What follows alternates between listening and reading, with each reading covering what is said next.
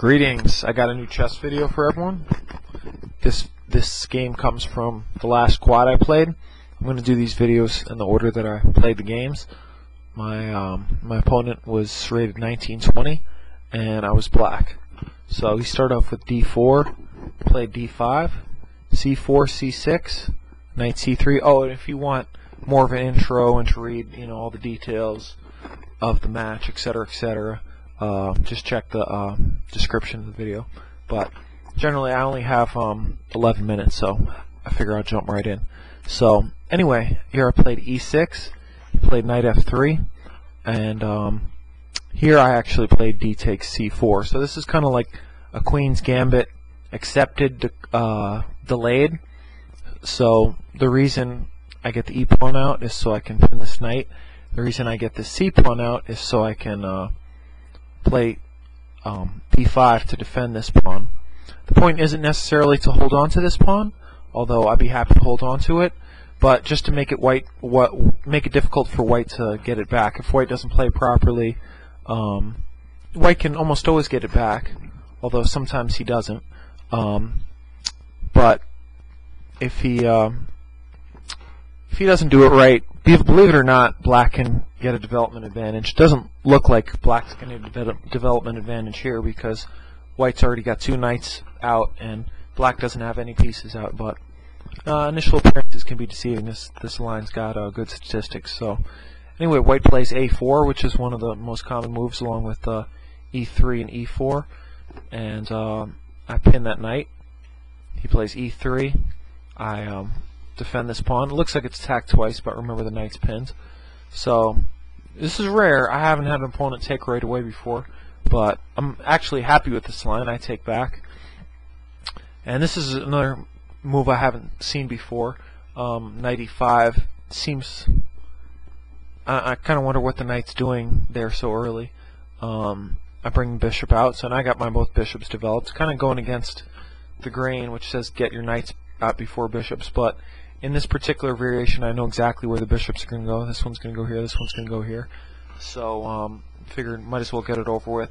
Sometimes in lines like this, the queen can come here attacking the rook, and then it's kind of too late to bring the bishop here. Although, of course, if he did that here, I could just bring my queen here since the knight's still pinned.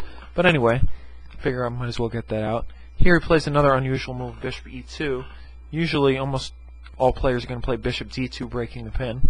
I guess he just wants to get castled already. So here I could have played knight f6, but I played knight d7 instead, just putting the question to the knight. And he retreated actually, which now actually black is going to get a development advantage, or at least equality. So here I could have played, the computer seems to like queen b6, which lets me keep my bishop. I don't have to take this knight to defend this pawn. Or a6, another move I could have played, just guaranteeing I'm going to keep this extra pawn. But I played a5, which is kind of in the spirit of the opening, because the whole point of this opening is getting these two pawns rolling and eventually getting a queen. Seems like kind of a grandiose goal straight out of the opening, but that was my goal. And a5 certainly isn't a bad move. a6 might have been safer, or queen b6, but a5 is fine. So here he castled, and now again I could have played queen b6 to defend this pawn, but I decided to take the knight off instead. He takes back with the c pawn. Now in a big tournament game, Philadelphia Chess Congress or Liberty Bell, something like that, one of the really long series tournaments, I ended up playing knight f6, but then after the bishop came here, I wasn't able to castle, and I really didn't enjoy that. So here I played knight e7, and my opponent actually did play bishop a3, and I decided to castle while I could. He played knight d2. I guess he wants to push e4 or bring the bishop here, and I played rook e8, just gaining options for this so it's not pinned. Actually here Fritz likes knight d4, excuse me, knight d5, giving up the knight. But you know, if bishop takes knight, this let's just play it out. Bishop takes knight. This knight can take here after the queen moves. I don't even have to take this bishop. This bishop's doesn't have a whole lot of scope. So no, let's take the bishop. Queen e2, and after queen f8, I've got three passed pawns. So black's got a huge advantage. And actually, I was thinking about this knight d5 line, but you know, in a quicker game, maybe I'm just kind of a wuss. I decided to just play rook e8. Well, you know, why tempt fate? Although I think if I had this exact game to do again, I would play my knight here. Anyway, bishop f3. Now I've played knight d5 just to see what he would do. It's a great square for the knight. It protects this bishop. Yeah, this knight is pinned to the bishop, but if I take this pawn, I'm hitting the queen, so he doesn't have time to take the bishop. He played queen c1. I played knight 7 to b6, bishop c5, knight a4, knight e4. Now here, I thought for a long time, in game 45, I'm really get frightened of running short of time. I've lost a lot of good games because of time pressure, and I thought of a lot of different moves. I really didn't want to take this bishop because I figured he'd take with the pawn.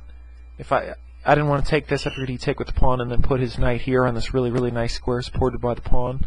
And I didn't really want that, but I couldn't think of any other good particular moves here. Fritz, after a minute or so thinking, likes knight c7, but I don't know, I couldn't think of a good plan, so I just decided to lop that off, and it turns out it's not that bad.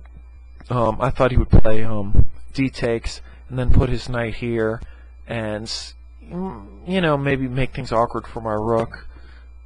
Maybe take the bishop and then my rook would come here and I have my rooks lined up for his bishop, but it turns out it's not really that bad. But he surprised me, and he played knight takes, which I think is worse. Played bishop c6, e4, knight b6, bishop e2, and then I played knight back to d7. I want to trade off on my pawn up, and it's a quality pawn, and if I can ever get rid of the c pawn, I got two passed pawns rolling. Here he decided to trade, queen takes, and now e5 is just not a very good move. I played bishop d5. f4 is another bad move. Fritz likes b4 right away, which I didn't want to play because I thought that would mean that I would lose this pawn. But maybe if I lose this pawn, this passed pawn's gonna be worth it. But I decided to play it safe. Queen c6, bishop f3, now b4. I'm gonna get passed pawns. Bishop takes, queen takes, and if he takes, I'm gonna get two passed pawns. So he plays rook f3, b3. He played f5, e takes f, rook takes. Now here, Fritz likes f6, but I just played a4. You know, I'd love to get this pawn up here. Queen b2. I can't do it yet though.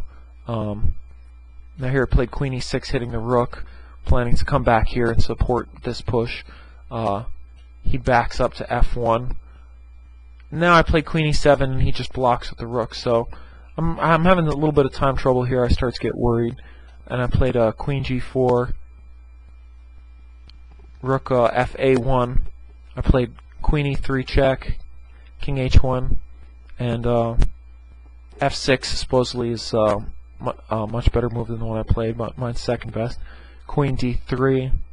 This is all according to Fritz, which has only been thinking the amount of time I'm talking. Hopefully I'm not running out of time here. I better gun through the rest of these moves quick.